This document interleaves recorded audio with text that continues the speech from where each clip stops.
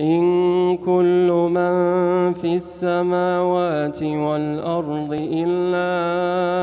آتي الرحمن عبدا لقد أحصاهم وعدهم عدا وكلهم آتيه يوم القيامة فردا إن الذين آمنوا وعملوا الصالحات سيجعل لهم الرحمن ودا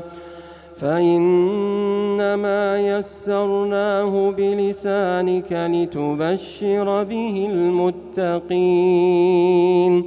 لتبشر به المتقين وتنذر به قوما لدا وكم أهلكنا قبلهم من قرن هل تحس منهم من أحد أو تسمع لهم ركزا